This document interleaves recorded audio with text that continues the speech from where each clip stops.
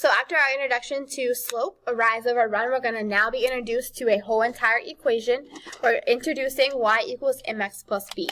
The slope is still involved in this, however, we're adding a new piece onto it today. So first, we need to decide whether our slope of our line is negative or positive. So anytime that you forget whether a slope is negative or positive, think back to Mr. Slope Guy. He has a positive eyebrow, a negative eyebrow, an undefined nose, and a zero smile. So keep him in mind even as we're going through y equals mx plus b as well.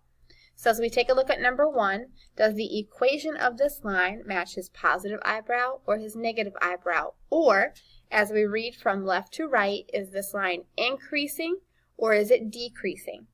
This particular graph is increasing from left to right, and it's also matching his positive eyebrow, which makes this slope positive.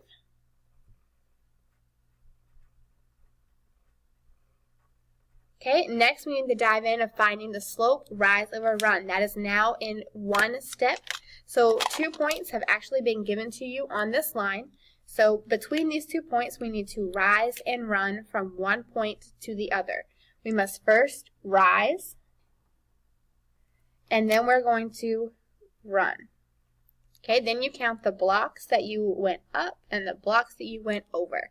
So we rise 1, 2, 3, 4, 5, and we ran 1, 2, 3, 4, 5. Remembering back to our slope lesson, you can also simplify your slope or leave it as 5 over 5 as long as you realize later that 5 over 5 does in fact simplify to one whole, so it's just 1. Step number 3 now is finding your y-intercept. So as you travel down the y-axis, which is labeled as the vertical axis, the line that is graphed actually crosses the y-axis at some point. So as we travel down the y-axis, our point that it crosses happens to be the origin, and that number is 0. So now in our equation, we have y equals mx plus b, where m is going to be our slope, and b is going to be our y-intercept. So we take our 2 pieces of information, so our slope is 1, y stays the same, so our slope is 1x plus our y-intercept was 0, so 1x plus 0. Okay, number 2, same concept. We must first decide whether it is positive or negative. Number 2, as you read it from left to right, increases as well. It also matches his positive eyebrow, so this slope in fact is positive. Oops.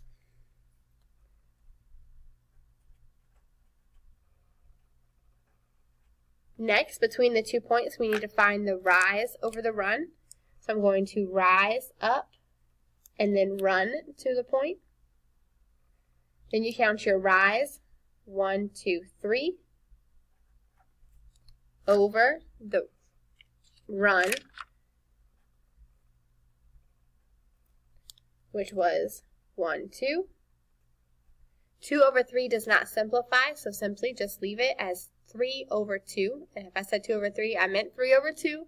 Does not simplify any further, so you're going to leave it as 3 over 2. Our next concept is figuring out our y-intercept.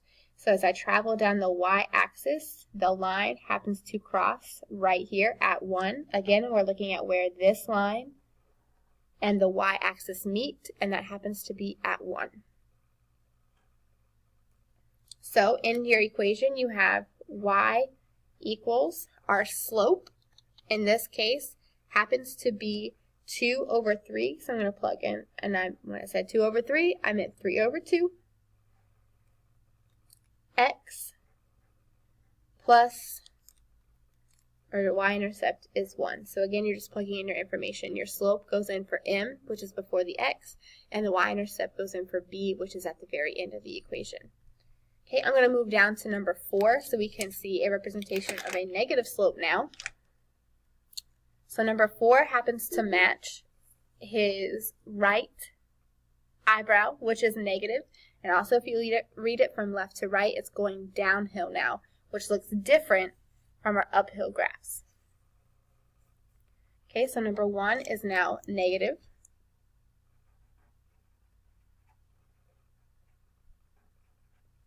Okay, we are still going to use rise over run to figure out our slope.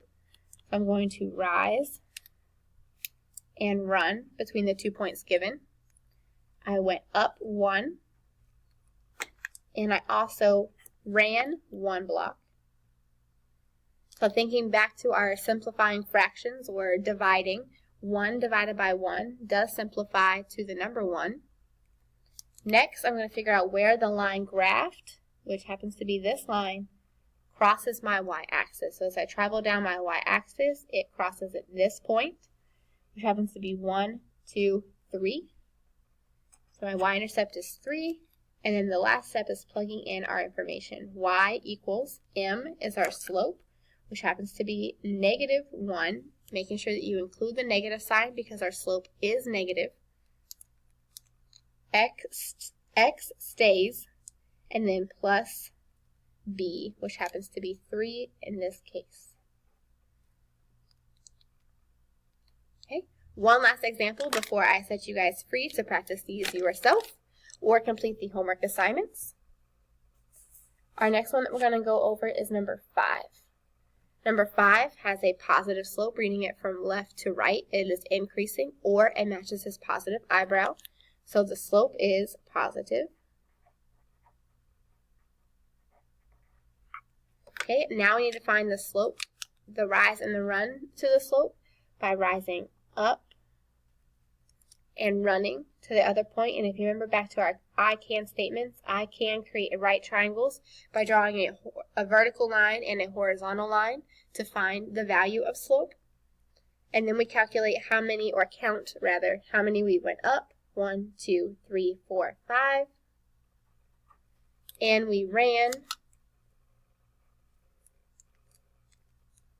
1, 2, 3, 4, 5.